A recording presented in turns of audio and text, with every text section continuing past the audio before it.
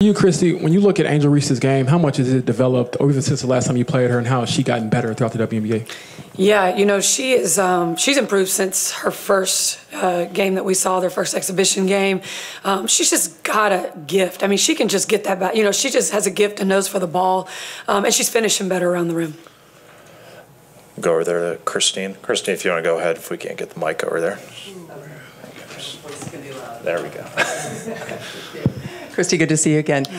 Since we saw you in Washington, it looks like it's, in fact, it's undeniable. You've gotten Aaliyah Boston going in a way that I know you've wanted to do all season. What has been the key to that, and how important is it to your team? Yeah, she's, you know, she's so hard on herself. And so she's just been so disappointed in herself. And we've tried to, you know, show her the good things that she's doing. But it was just going to take her getting some confidence, having a good game. And, you know, I left her in that Connecticut game and told her, look, this is the game. Like, I want you to do what you can and try to build that confidence. And then she's just been more businesslike, more focused the last week. And it's really paying off.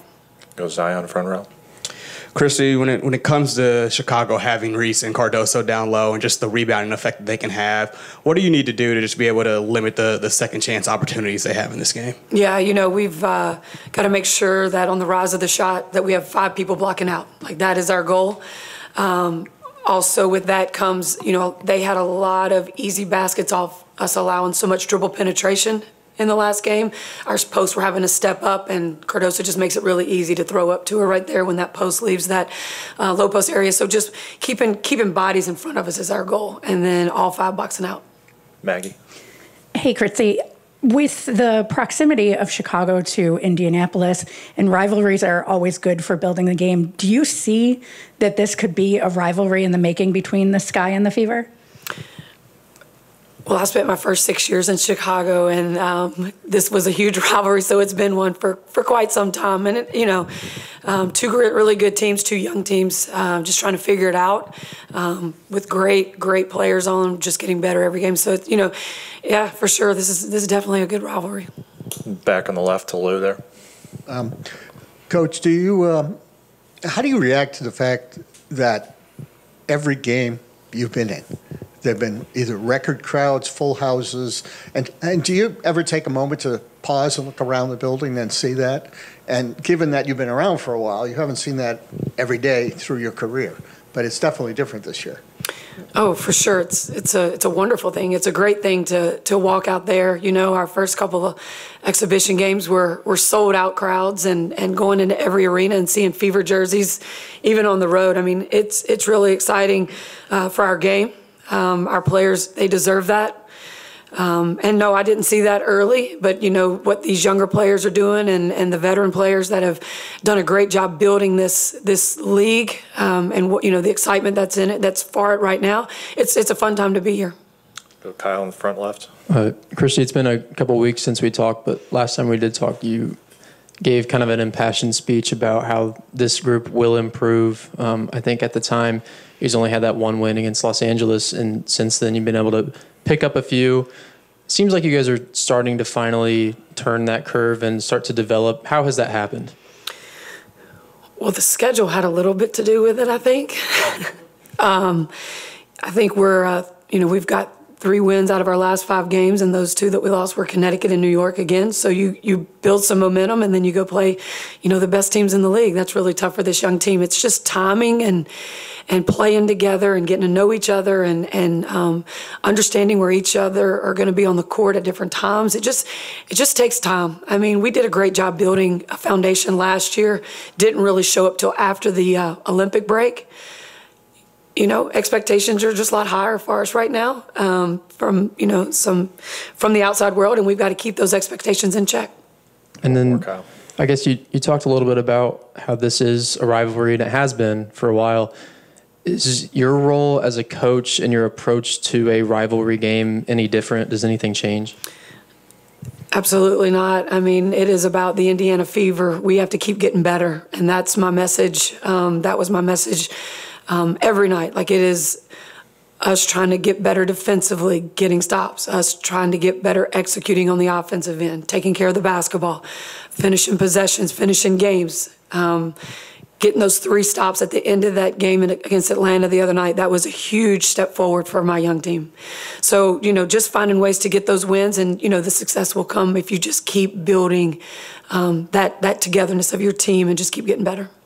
Go Annie on the right here. Christie, you talked about just the greatness of having the added eyes on the game and what it means to the players and how the players deserve that. Another aspect is just the added conversation that's coming with it. How do you prepare your players for that added scrutiny, added attention, added conversation across the board?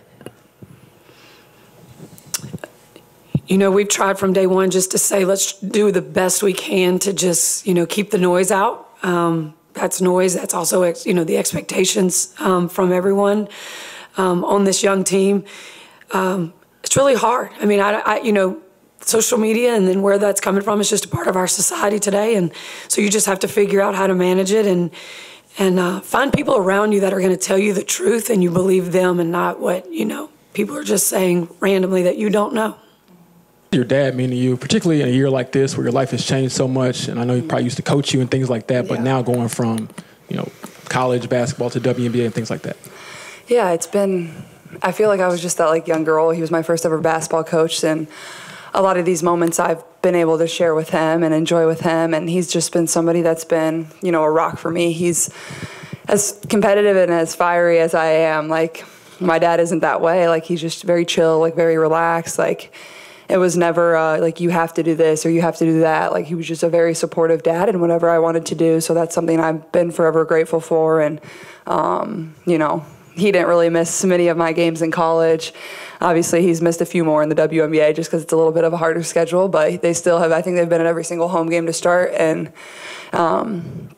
he's just been amazing, kind of my rock and my person, definitely about basketball and about sports. And that's just kind of a love that we kind of shared together. So he means the world to me. Yeah, he'll be here. Yeah. We'll go Christine, then we'll go Matt in the front row. Caitlin, Christine Brennan, USA Today. Hi. You are obviously discussed as much as anyone in the country right now, and you're 22 years old. And I know you've discussed this before about how you handle it, how do you compartmentalize. But I think there's so many people out there that just see this and see the constant conversation and wonder, how does someone who is so young and thrown into this, deal with it? And I'm sure that as far as the mental health piece of it as well, there's a lot of young people out there dealing with all kinds of stuff. I'm just curious your thoughts. Thanks. Yeah, I think it's definitely difficult. I feel like I've had to grow up pretty fast. I'm only 22 years old. I feel younger than that at times, and I'm trying to navigate moving to a new city by myself. I'm trying to navigate, playing in a new league on top of everything else that has come with it. And, obviously I've been given a lot of amazing things in my life, and that comes great responsibility. So it's never anything I shy away from. But, I think, mental health is very important. And I think it's something that a lot of people in our country struggle with, especially young individuals. And, I think the biggest thing is don't be afraid to ask for help. I can't accomplish everything in my life. I'm not afraid to ask for help and tell people, today's just not my day, and that's okay. Not every day has to be perfect. And, there's people around you that are always going to support you and be there for you. And I think especially as a professional athlete, and obviously as a college athlete too, those are resources that are very important and should be accessible for all athletes, no matter what level you're playing on. It was something we had at the University of Iowa. It was something we have here, is you have access to those professionals that are, certified in those areas and are there for you. We would travel with one. We had somebody accessible at all times. And I think when you're in the spotlight and people are seeing your every move, it can be taxing. So having that resource is very important. And I think it's something that, more people should, feel comfortable feeling that way and talking to somebody. And I think it's just, a healthy thing. We'll go Matt, then we'll go Michael, second row. Hi, Galen. Saw you getting up shots after last game. How many times have you done that after the game on the main court, and why that Thursday? Yeah, well, I usually don't do it on the main court, and, I don't know, sometimes it's just fun to get back out there and keep shooting. I love working out. It's something I enjoy doing, and kind of clears your mind, and, you can think about the game as you're shooting, and, we had the next day off, so it's a little easier to work out a little bit harder after the game when you do that. But yeah, I enjoy it. I love it. I didn't know everybody was going to be there watching, but hey, it's all good.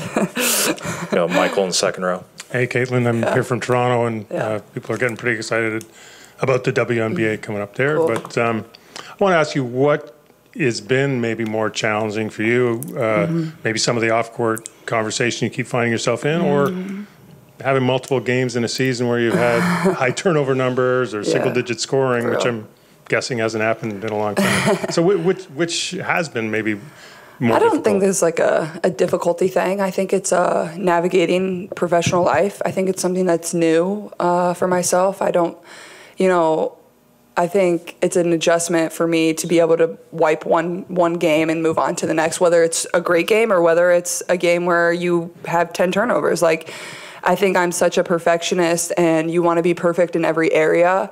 But when you're playing at the highest level, like we're playing 40 games, I think we played 7 games in 12 days. Like, you don't have time to sit there and sulk about what had just happened to you, or, whatever is happening. Like, you got to be able to, let it go, learn from it, and be able to move on. But for somebody like me, like, that can be really hard at times, because, you want it to be perfect, and you feel like you're just inches away from maybe making a couple more shots or taking care of the ball a little bit better or playing great defense. So I think that's kind of been, one of the biggest things for me is just my ability to move on. And that's something I'll learn as I, progress through my career. I think last one, we got time for Scott. What did it mean to have that family here? As you're building roots here, that's maybe one of your first connections with the city.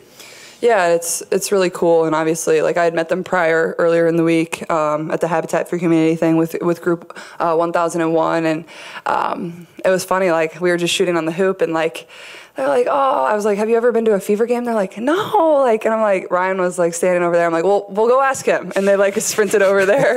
I put it on him. I'm like, yeah, just go ask him. He's got plenty of tickets. So, and the kids were like, can we come? Oh my God. And it just worked out well, where like, it was one of the girls' birthdays. She's turning 9 today, and this is her first game. I believe they'll be courtside. Yep, they'll be courtside. Yeah, so they're our guests of the game, and it just worked out well. I'm sure they didn't sleep last night. They have about more energy than probably anybody in the building. So it's cool. I think it just shows like the impact that you can have on the younger generation, the older generation, but even just like people in your community. Like, this is a memory that family will get to share for forever. And for me, like, that's super cool. That means, so much more than, me getting to suit up and play tonight. Like, that impact that's going to have on that family and those memories that they're going to share for the rest of their life is pretty incredible. Feels like the offensively ball gets stuck. Maybe you guys have a difficult time getting into maybe that second action, and then there's 5 seconds on the shot clock. Yeah. In what ways does that need to be corrected? Yeah, I think a lot of times late game we can struggle with that too. The ball gets just a little sticky, or our spacing isn't as good, or we don't really know exactly what we're running. So I think it's just moving it a little faster. Like, it's a 24-second shot clock. When you're crossing half court, it's about 18. So you have 18 seconds to figure it out. So there's not much time to really, mess around. So I think we can just move with a little bit more purpose, and like, you catch the ball, you're either going to drive, you're going to pass, or you're going to shoot. And I think we just make those decisions a little bit faster overall.